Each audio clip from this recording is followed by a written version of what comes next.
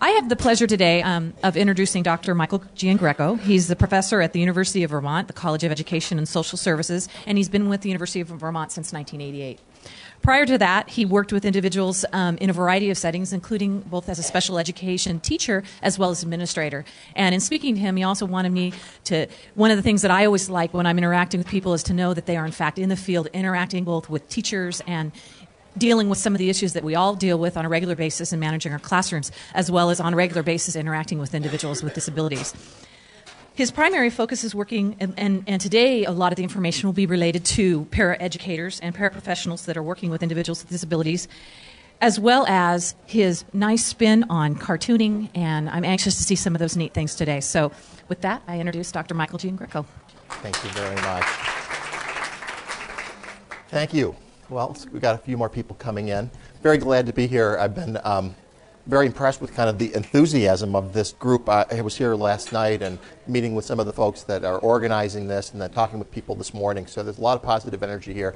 And I was very happy to hear Phil Strain's comments this morning. And I think that you'll find that there's some consistency with what you'll hear at lunchtime and also today with this presentation on alternatives to over-reliance on paraprofessionals. I want to start by just giving you a little bit of an idea of why I've spent about the last 10 years very focused on this issue of paraprofessionals. I was a special education teacher many years ago for students who had severe and multiple disabilities. A subset of those students were students with autism. So the things that I'm going to mention today relate not only to students with autism, but to students with all kinds of developmental disabilities. I don't consider myself an autism specialist per se, but I certainly have quite a bit of experience with that population. And when I was a special education teacher, I had a lot of paraprofessionals, because typically I might have had a class that had, a dozen students with disabilities and maybe 3 or 4 paraprofessionals in the classroom. This was, back in the day, so it was special class before I got into inclusive education. So I want to really stress this point as we start off. The great paraprofessionals used wisely are worth their weight in gold. I don't want anybody to misunderstand, because sometimes people do. They think that because I am questioning the way that we use paraprofessionals presently, they inadvertently think that it's an anti-paraprofessional message. That could be further from the truth. I think that probably everyone in this room has worked with paraprofessionals that they think are worth their weight in gold, and I certainly have myself. That said, what you're going to see, and based on the data we've collected, I have a lot of concerns about how paraprofessionals are currently being used, whether it's really a good thing for our students, whether their needs are being met in the way that we're doing what we're doing. So I want to start by giving you, and also telling you a little bit about the history. So back in the mid-1990s, I was working on a federal grant related to related services, occupational therapy, physical therapy, speech pathology particularly, for students who had deaf blindness and multiple physical and cognitive disabilities who were placed in regular classes as their primary educational placements in Vermont. Because these were students that tended to have not only those service providers, but also maybe deaf-blind specialists, hearing and vision specialists, orientation and mobility folks, and so on. So there was a lot of complex interaction between all these different service providers, plus regular ed, plus para-ed, plus special ed. And so we did a lot of direct observation in these classrooms. And we observed very little in terms of the related service providers, because they were itinerants and they weren't there very much. What we ended up collecting was a lot of data about paraprofessionals. And when we got near the end of our study, we got together with our research team and we said, we weren't really intending to study paraprofessionals, but we have all this data, all this observational data on paraprofessionals, some of it qualitative, and it seems like there's really some stuff here. Let's dig into this. And we did, and it resulted in a study that maybe some of you have run across that was published back in '97 called Helping or Hovering, Effects of Instructional Proximity on Students with Disabilities. And what we learned, in a nutshell, and we'll talk about this more in detail, was that a service that was designed to be helpful that was done with the best of intentions, with advocacy of parents, with advocacy of administrators, regular classroom teachers, special educators. I don't doubt the positive intentions of any of the folks that were advocating for all these kids to have one-on-one paraprofessionals. But what we learned was that it was just rife with inadvertent detrimental effects. And we're going to talk in detail about what those are. And so that kind of set us on this path of studying what was happening with paraprofessionals. And at that time, in the mid-90s, and it's still true today, and had been true really since the 60s, is that people have been beating the same drum. You know, we need to clarify their roles better. We need to train them better. You know, and everybody thought that the answer was, well, we just have to train them better. And what we learned was that training them better really wasn't the answer. That there are some fundamental flaws in service delivery that is overly or unnecessarily dependent on paraprofessionals. So with that said, I want to give you a little bit idea of the national picture. The National Center for Educational Statistics tells us that there are about 700,000 paraprofessionals nationwide. All of the national data, both the IDEA data and the regular ed data, are always 2 or 3 years behind the most current estimates, and they're not hard numbers, and these are always fuzzy numbers, okay? Nobody really knows exactly how many, because the way they're counted is different from place to place. But we're approaching 1 million paraprofessionals nationally, and about 400,000 in special education, 400,000 special education paraprofessionals. That's in terms of FTEs, full-time equivalents, not in terms of actual people. So it's a lot more people than that, because some people are working part-time or job sharing, that kind of thing. And I wanted to give you a sense of my own state in Vermont. When we get to lunchtime and I tell you about inclusive education in Vermont, one of the things that we'll talk about is kind of you'll have a little preview now of kind of the myth that Vermont is some kind of an inclusion utopia, because it's not. We have the same problems and the same issues that everybody else has, okay? But one of the things that's happened that's really interesting that this graph represents is that the line going up is the increase in the number of paraprofessionals in special education from 1990 to 2005. Almost a 300% increase in the use of paraprofessionals since 1990. 300%, okay? At the same time, Vermont's rate of including students with disabilities has declined. Because people say, well, you have so many paraprofessionals because you're running an inclusive model, and that's the only way you can really do an inclusive model is with having lots of paraprofessionals. And one of the things that I really appreciated that Phil said this morning was, you know, you're never going to be able to have enough adults. You have to look at how to use the people that are currently in the environment, and one of the groups that's untapped are the peers. So this number is actually lower than on this graph today. Now Vermont's down to about 70% inclusion, okay? For many, many years, Vermont led the nation in inclusive education rates. I think now we're maybe third.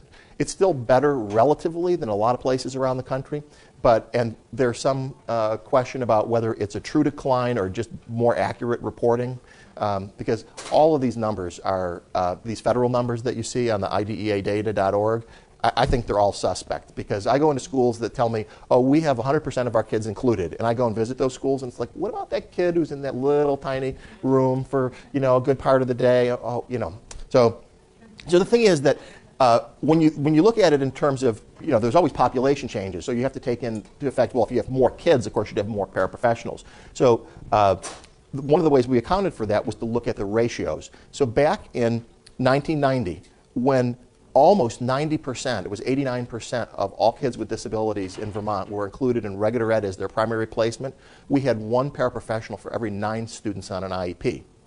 Okay? 1 to 9. Today, we have, now it's actually lower than 78, it's closer to 70% of our kids included. Now we have about 1 special education paraprofessional for every 3.5 students on an IEP. And in some schools that we're working with, it's 1 to 2, 1 to 2.5. And the ratio, one of the things we're going to look at in a minute is the ratio of special educators to special education paraprofessionals. And this gives you a sense of how out of whack things are. I'm working with a school that has been trying to make a change over a couple of years.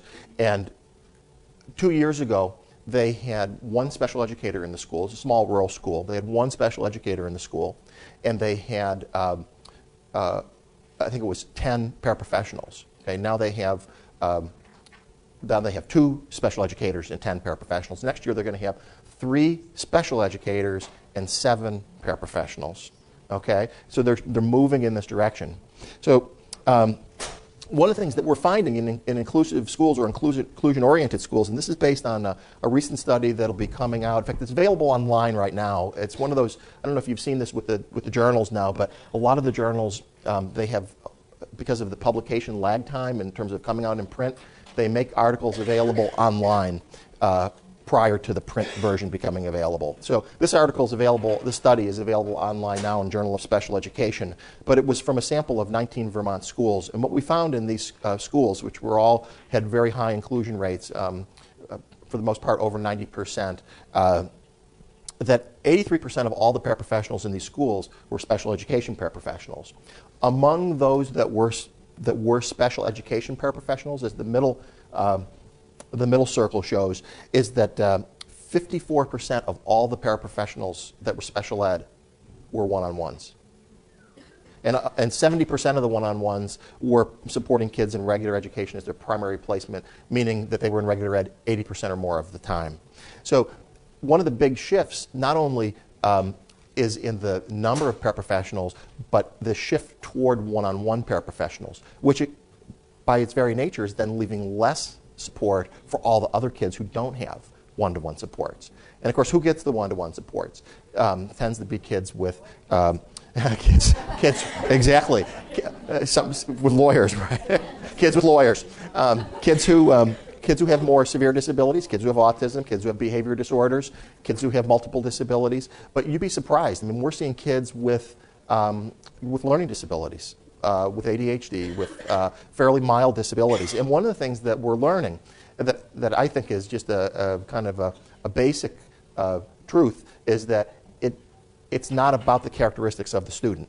You know, and the lawyer comment really points that out. But you can look at 2 kids who have virtually identical characteristics, and depending on the nature of the environment that they're in, the attitudes of the people in the schools and so on, that student may be in a two identical kids, one may be in a special class, one may be in a regular class. One may have a full-time one-on-one, the other may not have a full-time one-on-one, or none at all, or somewhere in between. So it's all over the place. It's not about their characteristics, it's about us.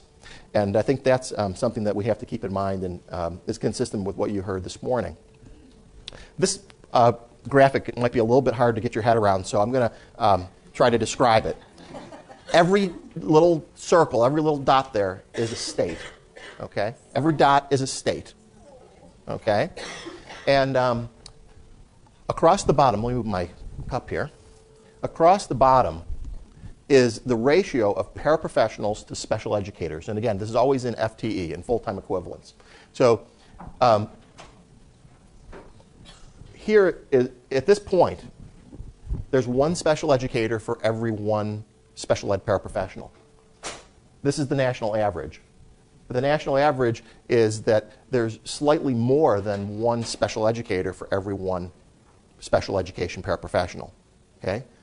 So slightly more special educators nationally than special education paraprofessionals, just very slightly. Okay? And you see most of the states cluster around here.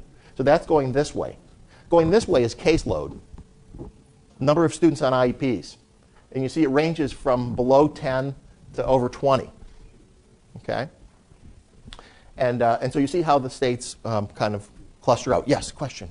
That's not designated instructional service providers, just you would say the teacher, special educators. Yeah, this is just special educators' caseloads. This is the numbers calculated based on the number of special educators in FTE by child count. But it would include the speech and language person? Oh, that's a good question. Does this include speech and language folks? One of the things that we found in the study I mentioned in Journal of Special Education that's just out online is that if you go and if you really look at the language of IDEA, you know that speech-language pathologists can serve in one of 2 primary roles.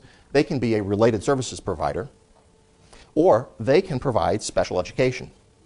By definition, and that was designed because we have a whole bunch of kids, a huge percentage of kids on IEPs nationally, who have speech language as their primary disability designation, and those students don't necessarily need additional services beyond what they're getting from a speech pathologist. So in those cases, that person is the special educator, okay? Getting people to know when is the speech pathologist the special educator and when are they a related services provider, good luck, okay? Because I mean, people are all over the place, very confusing. There's no regulatory guidance on it. And you'll see later, I'm going to show you a number that we ended up using, a ratio of special educator to total school population, because getting your hands and your head around special educator caseload size can be very tricky. It seems like it should be really simple. Like caseload size should be very simple. And I suppose if you're talking about you're a teacher in a special class and you've got 10 kids in your class, that's fairly simple. But when you start to look at consulting teacher models and all the other things, all the variations that are out there, and kids who are at risk that are being served by special educators, and kids on 504 plans that might be served by special educators, it starts to get very slippery and very tricky. So what I want to show you here is that most of the states kind of cluster in here. And then there are a few outliers, okay? And you might not be surprised to know that, well, first of all, I want to show you North Dakota. The reason I show you North Dakota, I said, why North Dakota? North Dakota, now, the last 2 years, maybe 3 years, has the highest inclusion rates in the country, reported. I've not been to North Dakota. I don't know what's going on there. I don't know. I'm hoping those are accurate numbers. These are the federally reported numbers.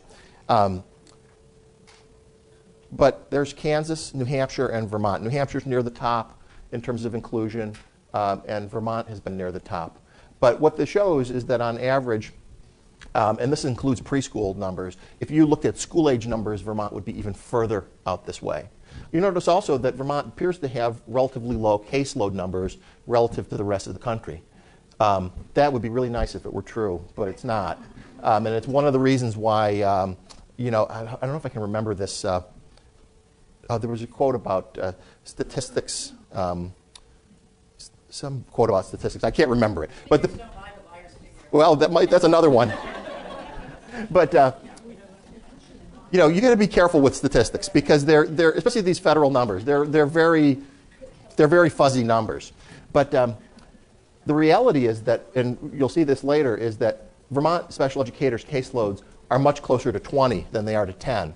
Because Vermont special educators typically have caseloads that include students on IEPs, students on 504 plans, and students who are considered at risk who are on educational support team plans. And so just to count part of their workload really doesn't give an accurate number. But in the federal, they only count students on IEPs.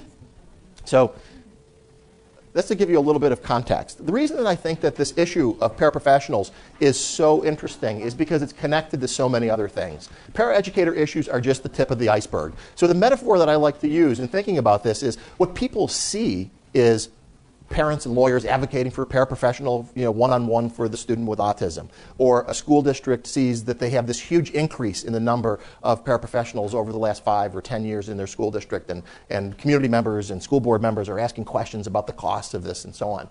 Well, that's the piece of the iceberg that's really easy to see. It's the little tiny piece that's above the waterline, okay? But that little piece of ice that's above the waterline is connected to all the big pieces of ice that are below. And it's not the little piece that's sinking the ship, okay?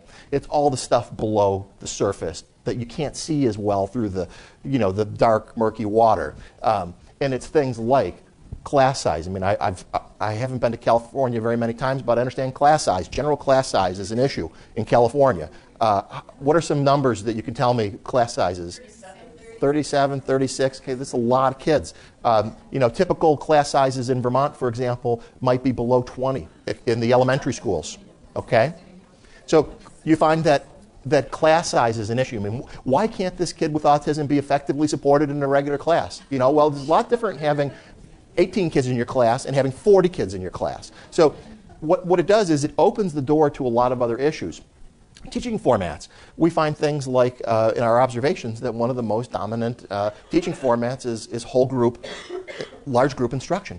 It's one of the least effective as well. You know, staff to pupil ratios, teacher ownership. huge. You know, the extent to which that regular classroom teacher really owns that kid with a disability as one of their students. Not just, you know, there's a kid in my class and I'm responsible for most of the kids, but this kid's got his own individual paraprofessional and that's her responsibility. That's not my, you know, yes, he's in my class, but he's not really my student. Yes? The other thing I've noticed too is that kid has a different curriculum. Yes. In the class, so to me, is that really inclusion? That kid has a different curriculum. What the class is doing, he's doing his own thing. And we're going to talk about that at lunchtime. We're going to talk about the issue of students who are included and are truly included may have different learning outcomes. But the issue is, how do you address those different learning outcomes within the same activities in regular education? So the example that you saw in the video this morning in the mitten story is an example where a student might have a different learning outcome, but they're participating in the same activity. So what I would say is not inclusive is when you've got a kid, not only do they have a different curriculum, but they're off in the back of the classroom with the paraprofessional doing their own thing. And you'll see a slide on here about that. So when people say, well, you know, gosh, you know, paraprofessional issues, that's such a minor part of the big picture. I think it's really a big part. One, because lots of students with autism particularly, but lots of other significant disabilities are getting a lot of instruction from paraprofessionals who may or may not be qualified to provide that instruction. But it opens the door to all these other issues. It's all interconnected. So I like to think about it as this tip of the iceberg. I'll tell you a little bit about what the literature says. I got to admit that even though this is an area that I'm really interested in, the literature on this is not one of the more exciting literature bases over the last 30 years. From 1975 to 1976, the literature basically says the same thing over and over and over again. It says we need to clarify their roles, we need to train them better, we need to supervise them better. Now, granted, during that whole time we weren't doing those things. People who were writing in the research were saying, in the literature were saying, we need to train them better, clarify their role. We just never did it, okay, as a country, as states, as school districts. And there very little research data with very limited implications for practice.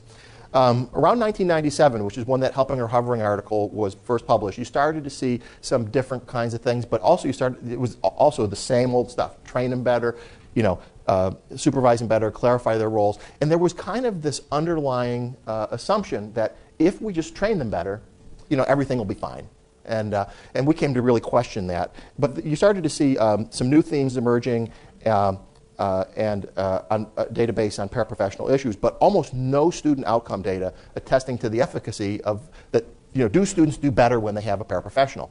Now, it's not to say that some students don't do better when they have a paraprofessional, but there's no data on that, really. There has been very little data. There have been some recent studies, some recent single-subject studies in the last few years that have addressed that. And they've reported effectiveness of paraprofessionals helping to facilitate facilitating interactions, increasing engaged time on task, and so on. But it's one of the strongest findings from the literature. This is going to shock you. One of the strongest findings is if you actually take the time to provide explicit training to paraprofessionals on how to, let's say, facilitate interactions between students with and without disabilities, paraprofessionals can learn. There are, seriously, the majority of single subject studies, single subject research studies that are out there, that's what they document, that paraprofessionals can learn. They can learn to do all different kinds of things if you actually, it's amazing, but that's what the research is. So we have collectively, we have a very weak database in this area. And there are a small set of literacy studies that have been mostly done with kids who are at risk of school failure, some kids with mild disabilities, and there have been a set of parameters that have come out of that basically say there's some things that we know that, what are the conditions under which paraprofessionals can be effective in, let's say, supporting reading instruction.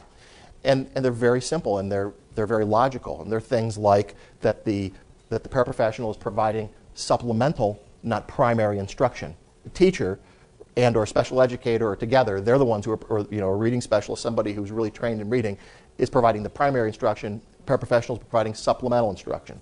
When paraprofessionals are providing that supplemental instruction, they are using research-based approaches.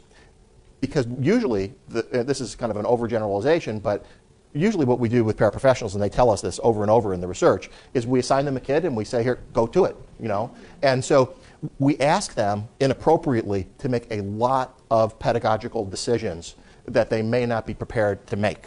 And so by having a research-based approach to teaching reading, let's say, and then giving them explicit training on how to implement that reading instruction or instruction on anything that you want them to do, you remove that problem in terms of then they're not asked to make those pedagogical decisions.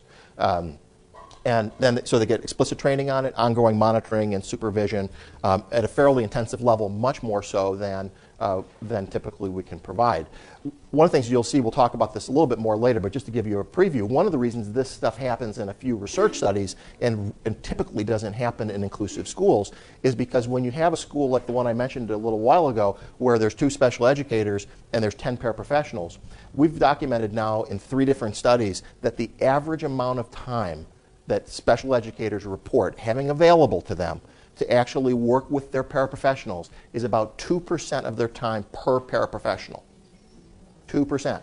Because remember, they're not in the same classroom. These kids are in different classes. They're in inclusive settings. And the special educator's moving around the building. And so the wider the span that the special educator is working in and the more paraprofessionals they have to work with, they have very little time. So the likelihood of a paraprofessional in an inclusive setting getting this level of intensive training and research-based approaches and having that ongoing supervision and monitoring is very small. And that's not their fault, okay? It's our system of service delivery. And one of the things I've been saying to people over and over again is, so Phil told us about a lot of great intervention stuff this morning with kids directly, and you're going to hear more from the Kegels about that tomorrow with their work. All the best research-based, evidence-based, science-based, whatever you want to call it, approaches to supporting and educating students with autism and other disabilities are only going to be able to be realized if we have service delivery systems that allow qualified staff to actually implement those programs. So if you have a great curriculum, great instructional ideas, but you have an inadequate service delivery model to deliver that, then it's all for naught. Okay? So we need to be doing these things in parallel. We need to be addressing both of these issues. So we're going to talk a little bit about some of the data-based issues that are out there. And let me just say, when I say data-based issues, I'm using data-based broadly. A lot of the data that is reported in the professional literature around paraprofessional issues is qualitative, based on direct observation, based on interviews, based on document analysis, as well as some descriptive, quantitative. Very little of the paraprofessional research that's out there is experimental in nature. There's a little bit of single subject studies I mentioned, but very little. So this is based on inclusive classrooms.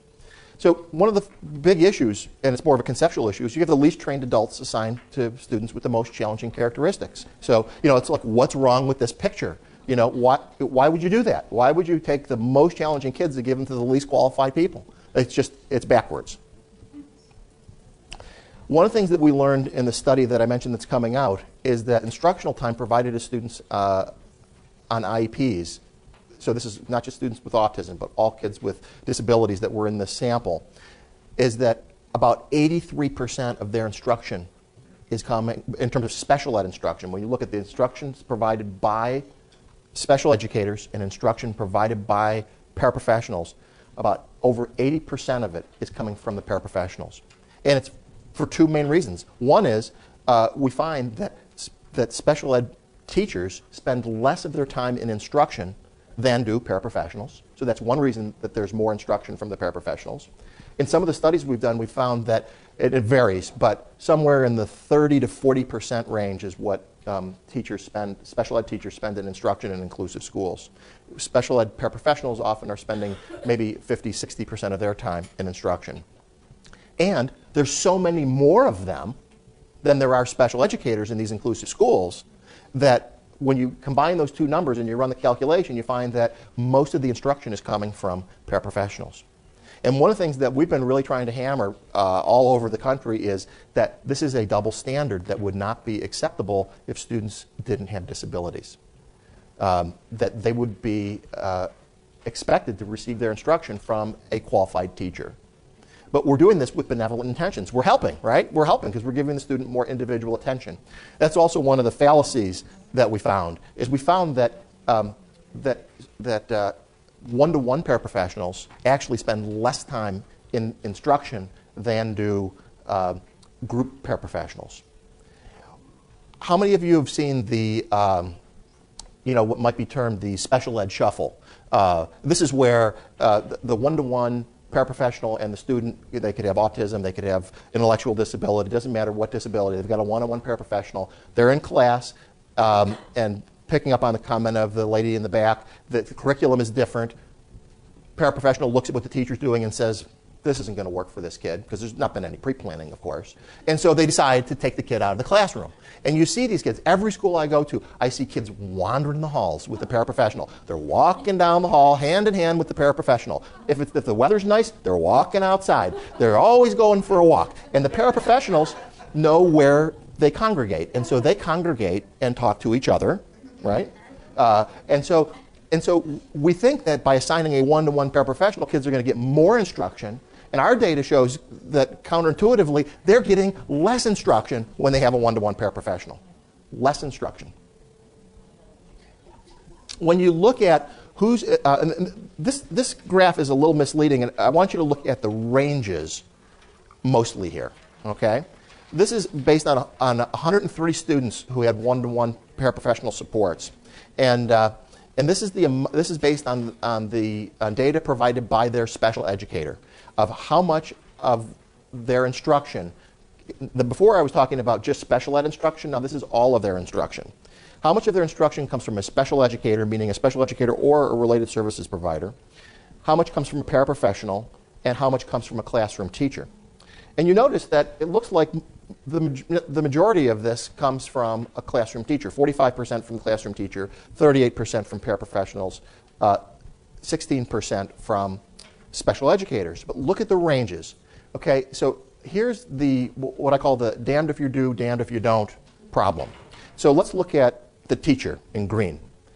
We've got some kids where these are kids who are all in regular class, at least 80% of the time. And we've got special educators who are telling us that some of those kids get no instruction from the regular classroom teacher when they're in that classroom setting. That's the student that's in the back of the room doing one-to-one stuff with the paraprofessional all the time, being pulled out for special education in the resource room or whatever. So there's an equity problem, and there's an issue of, you're really not getting the value of being in a regular class if you have no contact with the regular classroom teacher and less likely to get access to the regular ed curriculum, which of course has been a big emphasis of IDEA since the 97 reauthorization and continuing into the 2004. We've got a small number of kids who are getting almost all of their instruction from the regular classroom teacher. So then that begs the question, well, if the kid's getting almost all their instruction from a regular classroom teacher, why do they need a one-on-one paraprofessional? Okay? Again, damned if you do, damned if you don't. Okay? Bottom line is, kids deserve instruction from qualified teachers and special educators. Regardless of whether you're a fan, and many educators are not a fan of NCLB, one of the things that NCLB tries to ensure is that students with and without disabilities have access to highly qualified teachers. We don't do that for kids with disabilities. We give them paraprofessionals in a lot of cases. Excessive proximity. So two kids are walking, one has a disability. I feel like I'm being followed. You're just being paranoid. The shadow knows. Rodney's suspicions were accurate. Unbeknownst to him, a paraprofessional had been assigned to be a shadow. One of the things that kids tell us, especially kids with emotional behavioral challenges, is that Phil said something this morning about how kids are doing inappropriate things all the time. How many of you work in high schools?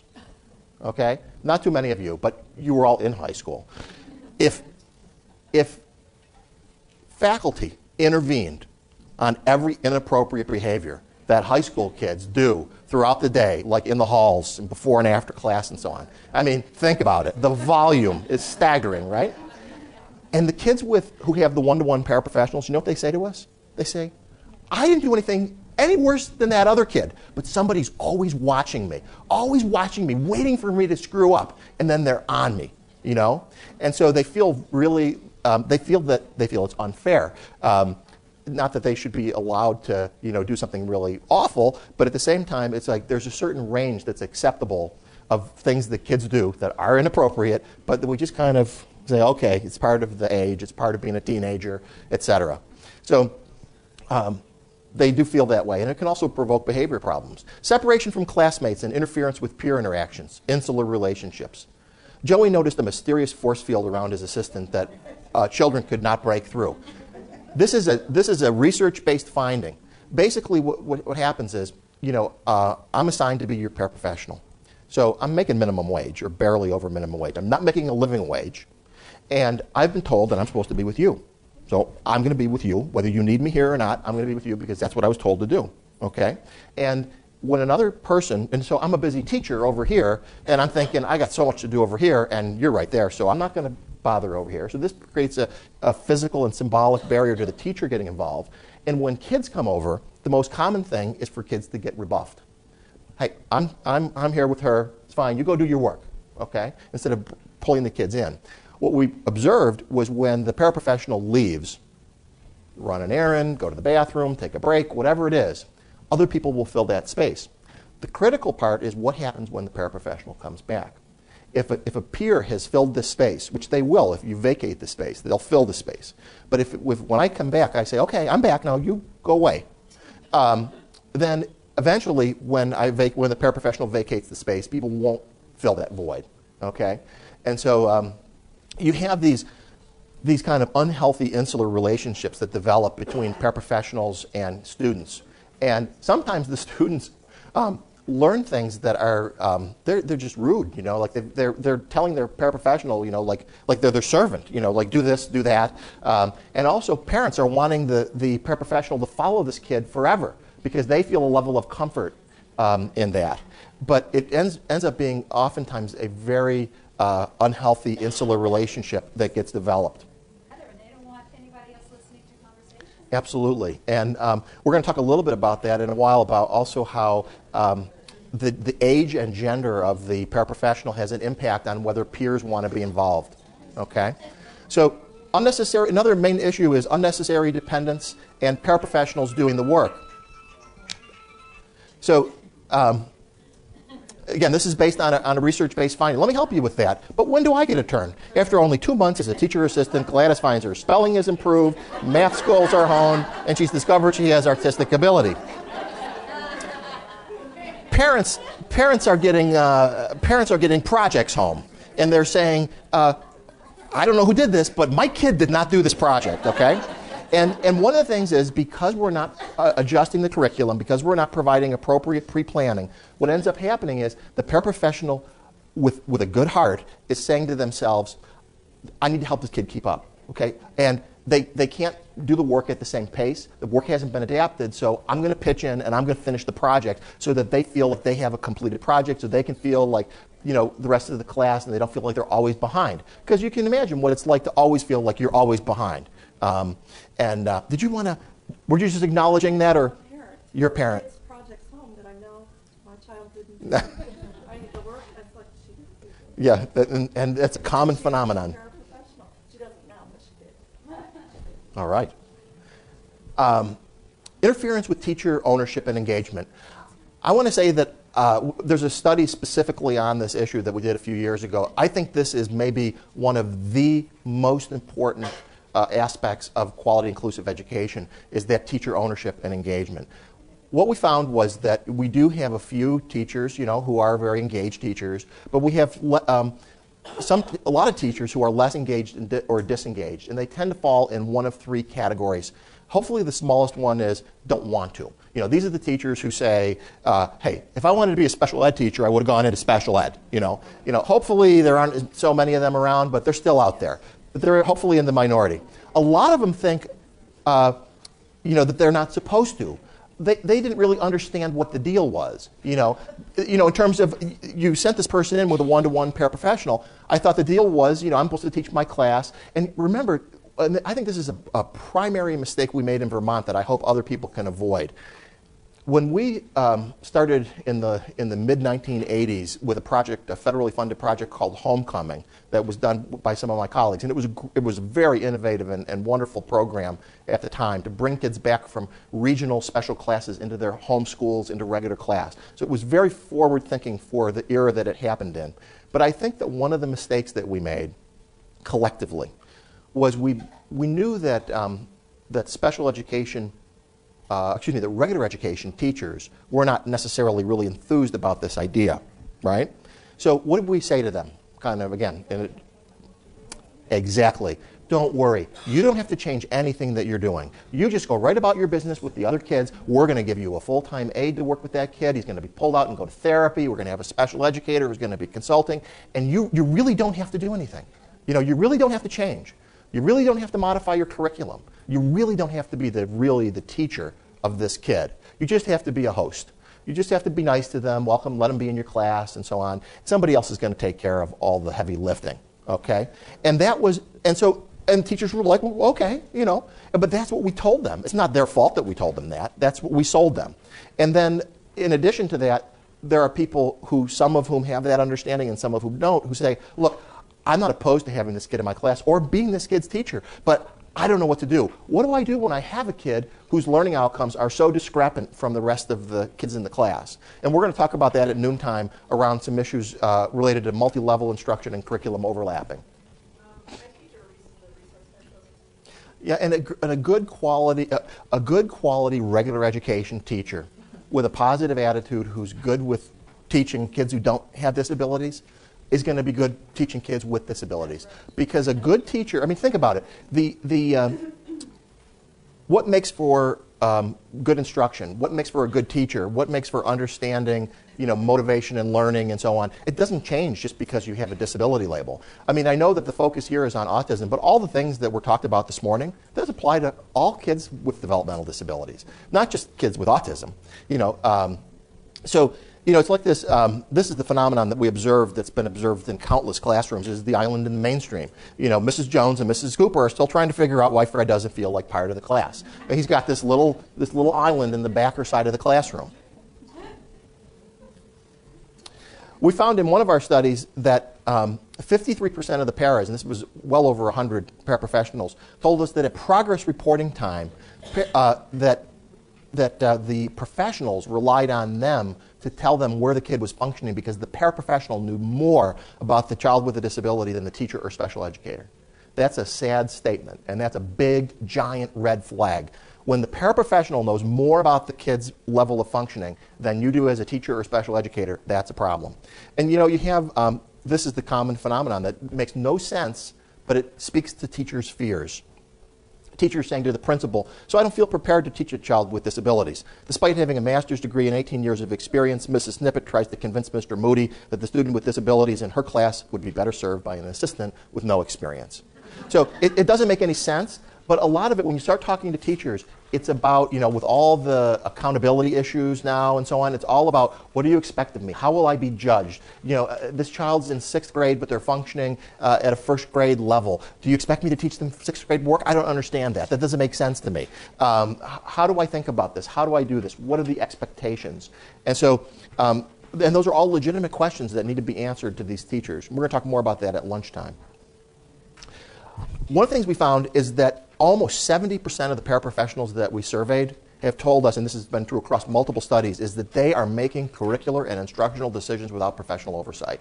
They are on their own. Not because they're some kind of power-hungry people that are just ripping the power away from teachers and special educators. They're just left there. They're told, here's this kid, here's kind of a general thing like do reading skills or do math or something, do self-care, and then they're on their own. And so they're making decisions because nobody's there providing the guidance. Class today will continue our unit on the rainforest. Fred's instructional assistant makes sure she and Fred are positioned close to an exit to make any escape attempts less conspicuous. And it's exactly what the paras tell us. Because what the para does, because this goes back to the teacher's really not the teacher. Because the teachers, basically, they're going to do their unit on the rainforest. And what the paraprofessional does is they watch that lesson and they say, that's not going to work for this kid. So let's leave. Now, can you imagine, and they don't ask, and the teacher doesn't question it. because the teacher knows that that person's really in charge of that kid. If a non-disabled kid just said, yeah, this isn't working for me, I think I'm going to leave, you know, they'd be like, hey, wait a minute, you sit down, you know. But that's what, you know, that's what, and it's accepted. Just the fact that it's accepted, that they could do that without even asking the teacher. The teacher's fine with it. They have no problem with the parent just getting up and leaving and taking the kid with them. What's really, really great is when you have a teacher who says, wait a minute, I'm doing something really important here. That kid needs to be here in the class. I had a wonderful experience with a teacher recently, a regular education primary grade teacher. I think she was a first grade teacher. And she was really reluctant to do this, but she put together a PowerPoint and she invited team members to this meeting after school. And I had been invited because I had been doing a little work with this school. And the title of the PowerPoint was, Where's Andrew? You know, remember the Where's Waldo? Well, this was Where's Andrew? So Andrew was a kid with pretty severe disabilities who was in her class. And she'd say she took digital pictures in her classroom. So like, it's circle time, you know, first grade. And it's like, here's our class having circle time, but where's Andrew? You know? And Andrew's off, you know, like in the speech pathology closet or something. And then, you know, and it's like, okay, now here's our class in small group reading, but where's Andrew? You know? And so she went through the whole day like this. And when she got to the end, she basically said, look, I want to be his teacher. I am his teacher, but I cannot be his teacher if he is not in the classroom. Okay? And she was afraid that people were going to say to her, well, we're really sorry, that's very nice, but you know, you're not a specially trained you know, OT, PT, special educator. She was afraid that people were going to say to her, you're not specialized enough for him. And instead, people were thrilled. You know, oh my God, we have a regular teacher who wants one of these kids, you know. So she got a lot of reinforcement for doing that. Yes? Yeah, I mean, in Vermont, it's just as standards-based as everywhere else in the country these days, and it's a struggle for folks. I find that, and it's almost a career development thing for teachers. You know, lots of novice teachers are very, very concerned and very tense about, you know, like they got to follow the rules, and they get into it a little more, and they realize, okay, bend the rules a little bit, and then you're really good. I'm not talking about somebody who's shirking their responsibilities, but I'm talking about your really high-quality teachers who are very experienced. They're like, look, I'm going to do what's right for these kids. I don't care what the rules are. You know, we're gonna just do the right thing. But you know, there's so many complex interactions there in terms of the standards, the administration, the families, the kid, the teachers, and so you know, I mean, the best solution to that, I think, in a general sense, is collaborative teamwork. In terms of, you know, because there's not like one answer, and even if you had an answer for a situation, it probably wouldn't be the answer for another situation. So it really means, you know, it goes back to what Phil was talking about this morning, having time to talk about these issues. And also, I think one of the gifts that all kids with disabilities bring to our classrooms is one that you kind of just alluded to, which is, and it goes back to the tip of the iceberg idea, their presence forces us to look at things that don't make sense for, not just for them, but you mentioned, you know, like that slower pace might work better for all the kids. And yeah, absolutely. And we have that, even though Vermont is just not even on the same planet as California in terms of diversity issues, we have pockets like in the city of Burlington, we're a refugee resettlement center. So we have lots of kids from Somalia, and we've got kids from the Sudan, and we've got Bosnian war refugees, and kids from Cambodia and Vietnam and places like that, from families that had immigrated earlier. And we have those same issues with English language learners and so on. So just so we can get through some of this, because I'm digressing a little too much here, is that one of the things, and somebody mentioned it earlier, is that there are stigmatization problems with having paraprofessionals. And it can actually provoke behavior problems. When we talked to the paraprofessionals, surveyed the paraprofessionals, 45% of the paraprofessionals in one study that we did told us or agreed that they have students with disabilities that they work with who communicate directly to them, either through their behavior or verbally, that they find the support that they get unwanted, that the kids don't want, certain kids don't want some of these supports. Congratulations, you're no longer classified disabled. Today you begin a new phase in your life. We don't have enough money for plastic surgery, so we're relocating you to a new school and providing these nifty disguises. To address the lingering stigma of disability labeling, Mr. Moody implements the district's new student relocation program. Incompatibility with classroom routines, unintended distractions. What we find is when the paraprofessional is doing something different, a different activity, not in a shared activity, that the kids that are physically closer to that paraprofessional student dyad than to the regular class activity are distracted because, you know, it's hard. You're in a conversation and you're further away from the main lesson than you are to this other thing. You kind of can't help listen to that story. So that's another thing that happens. Special ed caseloads are just out of control. Looks like I have an average of 6 minutes a day to support each of my students with disabilities in regular class. That includes planning, assessing, adapting, teaching, consulting, evaluating, communicating with parents, supervising paraprofessionals, large caseloads for special educators. The numbers just don't add up. I mentioned that the true numbers in Vermont are much different than what the federal numbers would lead you to believe. On average, we're looking at caseloads in the 17, 18 range. We've documented people who have IEP caseloads over 40, combined caseloads over 80 with IEPs, IEP kids, 504, and what we call educational support team, EST, which are at-risk kids. And the averages don't tell the story because you've got people who are working part-time, people are job sharing, and so on. And it's just an undoable job, and we're losing people. And when you look at the national data about why are we losing people, there are 3 or 4 main reasons why special educators leave the field. And something like over 50% of them leave the field within the first 5 years, never to return, okay? And those reasons are caseload, paperwork, lack of administrative support, and not enough time to actually work with kids, okay? That's what, you know, people that went into this field want to work with kids. They didn't go into the field because they wanted to do paperwork, okay? But, or supervise other people to work with the kids. I think this is this is from a study that was published in Focus on Autism and Other Developmental Disabilities, and it's one piece of the data from this. But we collected data from over 700 people, and a subset of that data is here, 584 people. This is everybody except the paraprofessionals. And these were parents, administrators, regular classroom teachers, and special educators in 12 inclusion-oriented schools in Vermont. And 85% of these respondents said the teachers, the regular teachers in our school, they have a positive attitude about including students with disabilities. Well, that's great. But when you ask them whether they think it's their role to actually be the teacher, not just the host, it drops down to 72. When you ask them whether they have the skills, whether teachers have the skills to differentiate instruction for those mixed ability groups, it drops down to a 61% agreement level. And parents and teachers say that they do have the ability to differentiate. Special educators and administrators say the teachers don't have the ability to differentiate. When you ask the same set of people whether teachers have the appropriate working conditions to pull off quality inclusion, the agreement level drops to 46. Administrators and parents say teachers do have the appropriate working conditions. Teachers and special educators say they don't.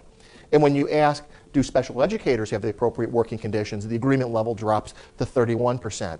Teachers, special educators, parents, all in agreement that they don't have the appropriate working conditions. Administrators just a whisker into the positive range in terms of saying that they do.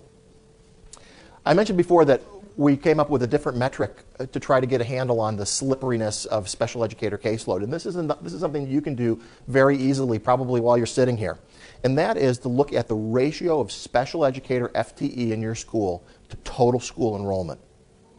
The total school enrollment. So if you have 5 FTE of special educators and you've got 500 kids in your school, then you'd be at 1 to 100. Okay? What we're finding, this is just in a sample of 19 schools in Vermont. Look at the range. In one school, there's 1 special educator for every 50 kids in the school. In another, it's 1 to 165. Okay? We found as high in one of our other studies as 1 to 225. Okay? And what we're finding is that, and we're in the process of actually conducting a study on this to see whether it pans out. But we're finding that schools that are in the below 80, 1 special educator to 80 or fewer kids in the school, not kids on IEPs, just kids in the school, tend to be in a pretty good place as far as having the appropriate resources to do their work.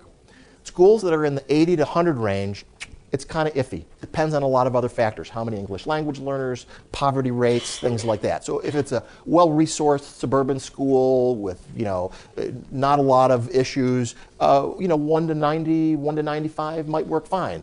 That 1 to 90, 1 to 95 might not work at all in a high poverty school where 50% of the kids are English language learners. If it's over 100, regardless of those issues, the special educators tend to be really stressed out and say that they can't do their job and are really having trouble and the system is not working very well. So it's something you can look at related to this. And one of the things that we found was that there was a relationship between the percentage of students on IEPs and the total enrollment. So let me try to just explain this in lay language. Basically, there were some schools over here that were doing a real good job keeping their special ed numbers low, down maybe at half the national average. Only about 7% of their kids, 8% of their kids were identified as being on IEPs. Those schools tended to be the worst on this last graph. They were way over on this side. They had 1 to 160. Because what was happening was they were determining how many special educators they needed based on how many kids on IEPs were in the school. And they had done such a good job with their preventative, what now we're calling response to intervention or response to instruction, that they were being punished for that. And schools that were over-identifying kids with disabilities were being rewarded for that. And so it's an interesting thing to keep in mind with the service delivery. So this is the health that I was mentioning. I'm going to scoot ahead for time's sake. So the focus on strengthening paraprofessional supports predicated on this assumption, as I mentioned earlier, that we've identified this root problem, and it's that paraprofessionals need to be more skilled, and we think that that's not the case. After such a brief training, am I really ready? No worries, you've just completed our basic parapro training. You're good to go. Beware of the training trap. You could be eaten alive. I mean, we give paraprofessionals, a 3-hour in-service the day before school starts, and now it's like you're a teacher. You're good to go. You've had 3 hours. You're trained, So that's not enough. So it's training, but it actually can make things worse. And is there a double standard? I alluded to this earlier, but this is a question I like to ask, and it doesn't have to be around paraprofessional issues. The couple examples I have here, but you could apply this to anything that's going on in schools. And the question is, would it be okay if the student didn't have a disability? So, for example, a team assigns a paraprofessional rather than a qualified teacher to provide 75 to 100% of the daily instruction to a student, or at progress reporting time, the teacher and special educator defer to the para because she knows more. Would that be okay if the student didn't have a disability? Either of those things? Probably not. Teachers and special educators spend time doing clerical tasks while paraprofessionals are teaching reading and math lessons. Or these are observed phenomena in schools. When a student's having difficulty in algebra, she's assigned a paraprofessional as her tutor. The paraprofessional's unskilled in algebra and uncomfortable with the subject matter. Would those things be okay if the student didn't have a disability? We've got, especially at the middle school and high school, and it's worse at the high school, when you've got a one-to-one who follows a kid, we don't ask regular education teachers with master's degrees to be proficient in foreign language, English, science, math, history, physical education, but we expect the para to do that, who might have a high school education, as talented as they might be. In the Lindmar case, which is a case about a kid with autism, one of the things, this is a direct quote from a due process hearing in Iowa. The district denied, it was determined that the district denied a high school student with autism free appropriate public education for 3 years and ordered compensatory education. Quote, the aides were not certified in special education. They were improperly responsible for the student's instruction, selection of instructional materials, data collection, and behavior management. Basically, the paras were functioning as teachers, and they weren't teachers, and that's not okay. But that's what we're doing. It also said that the student's isolation increased. So they had these goals for the kid to be more engaged with non-disabled peers, but because of the presence of the paraprofessional, they were actually less engaged because they were providing those barriers. The IEP and behavioral intervention plans have to be developed, implemented, and evaluated by trained professional. This is a more recent case, also a student with autism. There's a lot more to this case, but I'm going to focus on one part of it. There were parents of a student with autism who removed the student from the regular school and placed them in a private school, and they sued the school district for the cost of the private schooling. One of the concerns was that that came out of this, and they used some old language around learned helplessness. But basically, there was concern that the student was provided with a one-to-one support, and it was never faded. There was no plan or attempt to ever move away from having a one-to-one, and that violated free appropriate public education, didn't encourage dependence. It facilitated dependence on the part of the student. So one of the things that we're saying is that we need to do three things at the same time. We need to continue to do supportive things like train the paras and train the faculty and clarify roles and do those kinds of things. We also need to be working on some stuff around decision making and alternatives, and that's where we're going next. In terms of decision making, there's not much out there. There's a couple of articles that are old around guidelines for making decisions. There's one school-based process that was never field tested that's in teaching exceptional children in 2001. There's a lot of school-based tools out there. Some of them have some positive attributes. Lots of them have problems. There's been no systematic field testing. There's no descriptive, evaluative, or impact data on any decision-making models about when do you need a paraprofessional, when is it appropriate to have a one-on-one. There's no experimental data. And these are areas of support. We've kind of talked about all of these. I'm going to just scoot past this. Here's the deal. We've got lots of kids, too many who need extra help, too much paperwork, not enough planning time, extensive staff development needs. Thank goodness you're here. Our problems are solved. I'll do what I can, but I can only do so much. This is the Band-Aid approach. Are we expecting too much of instructional assistance? And I think we are. So one of the things that we've done is we've developed something called guidelines for selecting alternatives to over-reliance on paraprofessionals. And it was field tested in 26 schools. Each were involved for 2 years, and it was kind of staggered cohorts starting in 02, 03. Actually, we collected our last data, even though they were involved in 04, 05. Our last data was collected in the fall of 07 across 6 states. And basically, it had these components. This tool is online. It's free. You're welcome to have at it if you're interested.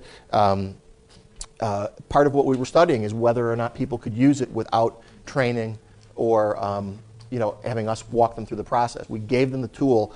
They used it. We followed their use of it and its impact. But it's based on a cross-stakeholder team, parent, and this is at a school level, not the parent of an individual child, a parent on a school team for school-wide planning. Parent, regular ed and special ed administrators, regular and special ed teachers, person with a disability, a critical friend on the team, and a paraprofessional. There's a screening and clustering process. There's a study on the screening process that's available in Focus on Autism and Other Developmental Disabilities that came out in 2007. It's a 16-item questionnaire that's filled out by this cross-stakeholder team, and it's all set up in a sense, negative questions. So the screening are negative questions, and the self-assessment, which follows it, are positive questions or positive statements, best practices in essence. So the screening items are all set up with a kernel phrase that starts each item, and it says, you know there's a problem when, okay? So just to use an example that we've been talking about, you know there's a problem when, at progress reporting time, the parent knows more about the kid than the teachers do, okay? And then they rate that. They have 3 ratings about whether that happens frequently too often, happens sometimes for some kids, or happens rarely or never, okay? And so all 16 items are based on research findings, descriptive research findings in inclusive schools. And it gives you a screening of, are we in fact over-reliant or inappropriately using our paraprofessionals? So it's something that takes about 2 hours for the team to go through, because even though there are only 16 items, they're talking about each of these items. They're having a cross-stakeholder discussion about these items. And then there's a way to cluster them at the end. There's a self-assessment component, which is 20 items. And what you'll notice is the items aren't about paraprofessionals. They're about strengthening regular ed and special ed and parent involvement. There's a prioritization and action planning component and implementation and evaluation. In the self-assessment, these are the kind of things we look at: school and classroom environment and practices, teacher practices, special educator, family information, student participation. Again, it doesn't say anything about paraprofessionals there. The idea is the more you do these positive practices in these categories, the less likely you are going to be either over-reliant on paraprofessionals or inappropriately utilizing paraprofessionals.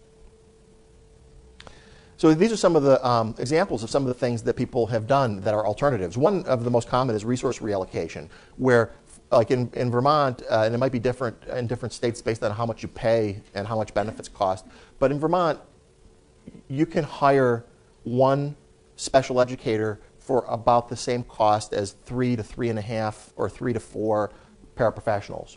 So if you've got lots of paraprofessionals, and there's a lot of turnover. Through attrition, maybe you don't rehire 4 paraprofessionals, but you hire 1 special educator instead.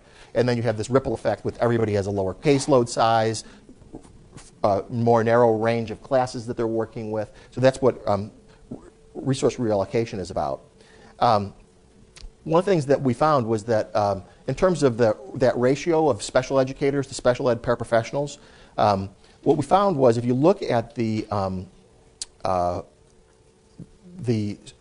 not all the schools did all of these things, okay? We had 26 schools, but they all took different actions. 20 of the 26 schools took actions that would bring the special educator to special ed paraprofessional ratio closer together. Remember, right now in Vermont, it's really out of whack. There's way more paraprofessionals than there are, and this is across states. This isn't just Vermont. This is Wisconsin, Kansas, Connecticut, New Hampshire, and actually a couple schools in California. The blue line shows all 26 schools, okay? And so it went from a ratio of 1 to 3.26 down to 1 to 2.65. Not a big change. The schools that targeted this as an issue, they made a bigger change.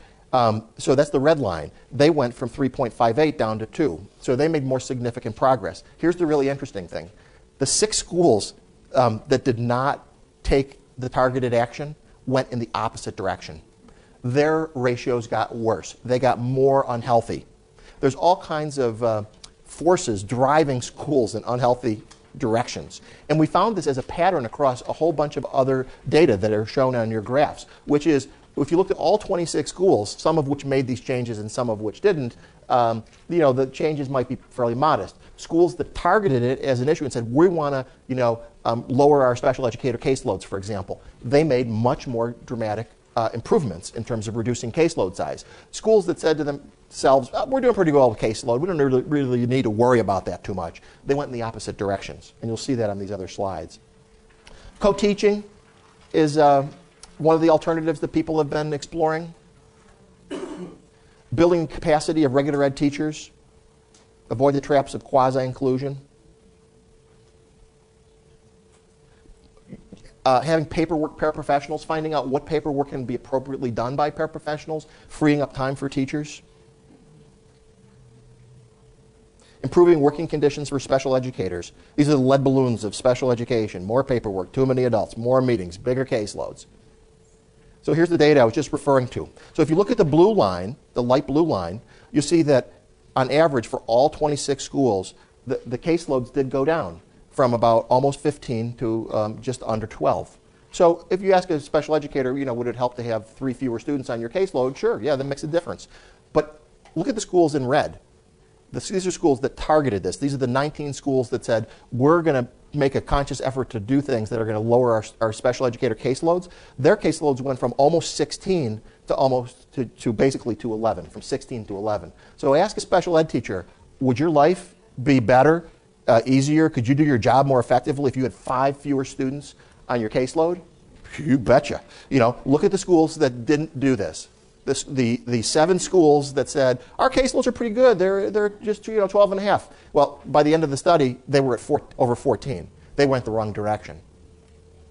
This is something we saw in terms of ratio to total school population as well. And this was one of the ones that was positive regardless across all the schools, all 26 schools. So on average, these schools, when they started, before they did this project, they were at 1 special educator to every 111 students in the school. By the end, they were at 1 to 87.